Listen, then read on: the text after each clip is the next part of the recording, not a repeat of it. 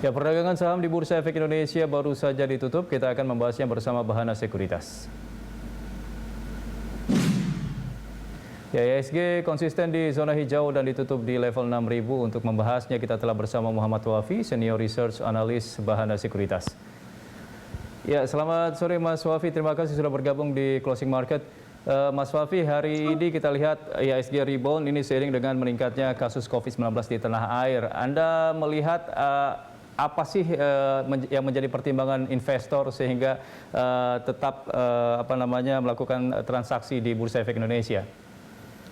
Ya, saya rasa ini karena dua faktor ya. Yang pertama ada switching secara sektoral, yang kedua adalah kalau kita lihat kan ada dukungan juga dari harga komoditas yang memang kalau kita lihat secara rata-rata juga masih terus menunjukkan tren penguatan ya untuk harga komoditas. Jadi dua faktor itulah yang kemudian kalau kita lihat hari ini kan salah satu sektor yang paling tinggi mengalami kenaikan itu adalah sektor komoditas seperti mining, pertambangan, kemudian juga sub commodity juga seperti CPO juga kan mengalami kenaikan. Jadi itu yang kemudian membuat IHSG sendiri bisa bertahan di teritori positif hari ini. Walaupun jika bicara secara tren ya kalau kita lihat dari 2 bulan terakhir IHSG ini memang sebenarnya masuk di fase sideways ya dengan range di antara 5.900 sampai dengan 6.100. Ya, jika dibandingkan dengan PPKM awal, ini kan PPKM darurat ini nampaknya tidak terlalu berpengaruh karena kita lihat dari beberapa hari terakhir IHSG masih berada di level 6, level psikologis 6.000 begitu. Ini sebenarnya daya tahan dari IHSG saat ini seperti apa sih? Ya, saya rasa kalau untuk PPKM yang sekarang ini ya, investor ini ataupun IHSG ya sudah lebih mengantisipasi juga ya terkait dampaknya juga. Walaupun tetap saya lihat mungkin beberapa investor juga masih tetap terus memantau perkembangan dari hasil dari PPKM ini sendiri. Mungkin kalau kita lihat ambil contoh mungkin dari India misalkan yang kemarin terkena tsunami COVID itu atau wave kedua gitu ya saat itu ya beberapa 2 bulan yang lalu. Itu memang bursa Sensex sendiri kan sempat turun sekitar 8% dari level tertingginya. Tapi kemudian ketika angkanya sendiri mulai berangsur-angsur mengalami penurunan, indeks Sensex-nya sendiri akhirnya mengalami rebound dan sekarang sudah menyentuh level tertingginya di all time high di tahun ini gitu ya. Jadi saya rasa bicara mengenai IHSG sendiri ya dari sisi ketahanan untuk saat ini investor dan IHSG sudah lebih bisa kita katakan lebih resilient, lebih tahan banting. Kemudian dari sisi rebound-nya sendiri ya ketika nanti ya kita bisa melihat angka COVID-nya sendiri sudah mulai berangsur-angsur mengalami penurunan, IHSG ini juga bisa jadi salah satu yang bisa kita katakan cepat rebound ya. Ya, dengan perkembangan pandemi saat ini, bagaimana Anda melihat atau memproyeksikan pertumbuhan ekonomi kita jika tidak mencapai 7% seperti yang diproyeksikan banyak pihak? Karena beberapa hari terakhir ini ada juga beberapa proyeksi, baik itu dari Menkyu dan juga BI, yang menyatakan bahwa target proyeksi ekonomi kita di bawah target begitu. Ya. Sebenarnya kalau kami sendiri dari Bahana Sekuritas masih cukup konservatif ya dari awal tahun, bahkan dari akhir tahun kemarin di 2020 kami cukup konservatif memasang target pertumbuhan GDP di 2021 ini gitu ya. Kami masih pasang target di angka sekitar 5%-an gitu ya. Jadi kalau dari sisi pertumbuhan ekonomi sih kita sudah cukup antisipasi lah ya penurunan ataupun koreksi tone down dari target-target pemerintah di 2021. Mungkin yang lebih diperhatikan oleh para investor ya untuk saat ini itu adalah bagaimana nanti impact-nya terutama dari sisi PPKM ini kalau misalnya terus berlarut-larut, diperpanjang lagi, impact-nya nanti terhadap ekonomi secara makro, inflasi, dan terutama ke fiskal defisit ya secara garis besar, karena nanti dari fiskal defisit itu nanti bisa lari lagi terhadap rating Indonesia secara keseluruhan, dan kalau kita di rating otomatis semua aset value kita akan mengalami penurunan. Jadi mungkin itu yang saat ini diantisipasi ya, diwaspadai dan diperhatikan juga oleh para investor. Iya, di tengah PPKM darurat ini kira-kira saham-saham yang patut dicermati oleh para investor ini saham di sektor apa saja, Mas Wafi?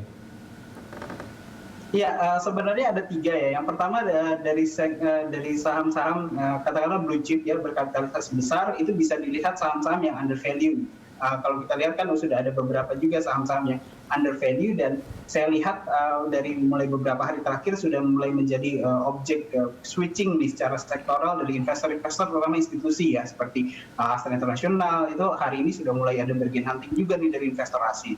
Kemudian yang kedua adalah sektor komoditas ya, karena kalau kita lihat saham-saham berbasis komoditas kecuali emas itu juga kan harganya masih terus mengalami kenaikan, terutama kalau kita lihat ya, misalkan harga komoditas batu bara ya, harga komoditas batu bara itu kan sudah hampir 2 minggu terakhir ini mengalami kenaikan, namun saham-saham berbasis batu baranya bisa kita bilang agak lagging gitu. Jadi ini bisa menjadi momentum juga buat para investor ataupun trader ya untuk switching ke saham-saham berbasis komoditas, baik itu batu bara, oil and gas, petrochemical ataupun soft commodities seperti kelapa sawit.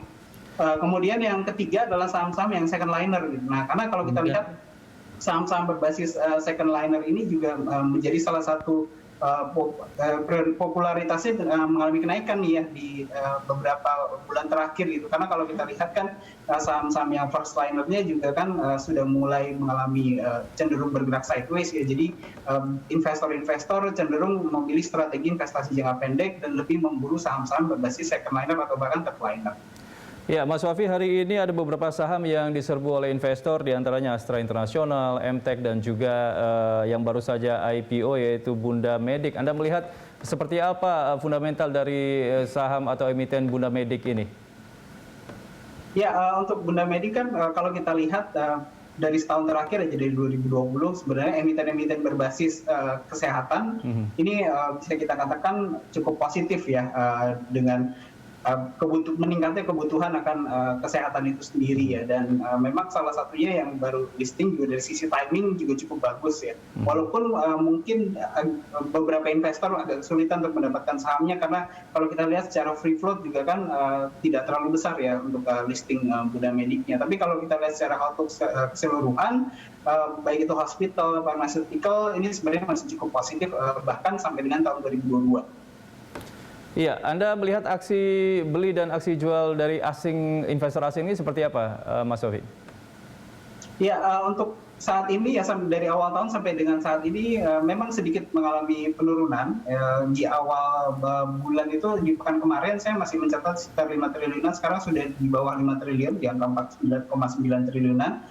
Namun masih net buy, jadi ini cukup positif juga. Saya melihat asing juga masih banyak yang wait and see juga untuk kembali masuk ke Indonesia, dan saya lihat memang aksi jual asing yang terjadi dalam beberapa pekan terakhir ini lebih ke arah switching aset ya dari equity market, dari IHSG mungkin sebagian pindah ke bonds atau ke surat utang.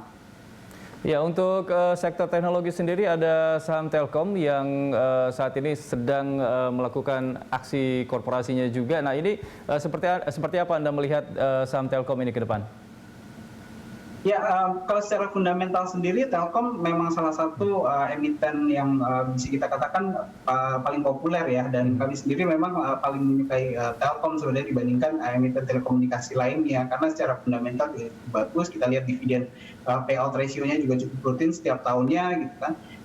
Cuman memang saat ini terkena sentimen negatif karena Telkom ini adalah salah satu emiten yang paling disukai oleh asing ya. Jadi dengan adanya dinamika perkembangan pandemik ini yang kemudian Telkom menjadi salah satu korban aksi jual asing yang paling pertama kali dilakukan gitu. Sementara kan kalau kita lihat seperti Indosat, Excel atau mungkin bahkan yang lebih kecil seperti Friend itu kan porsi kepemilikan asingnya juga nggak terlalu banyak gitu. Jadi memang sedikit ironis ya untuk Telkom, tapi secara fundamental sendiri masih cukup bagus, dan untuk investor jangka panjang sebenarnya masih bisa mengambil posisi ya ketika terjadi penurunan, mulai bisa melakukan akumulasi pembelian terhadap saham Telkom.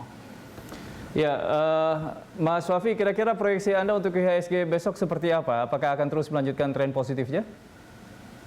Ya, saya lihat IHSG masih berpeluang ya menunjukkan tren positif, apalagi kalau kita lihat juga harga komoditas juga masih berpeluang mengalami penguatan ya. Jadi itu salah satu faktor ya untuk pergerakan IHSG besok. Baik, terima kasih Mas Wafi untuk informasi dan juga analisanya. Selamat kembali bertugas, Muhammad Wafi, Senior Research Analis Bahana Sekuritas.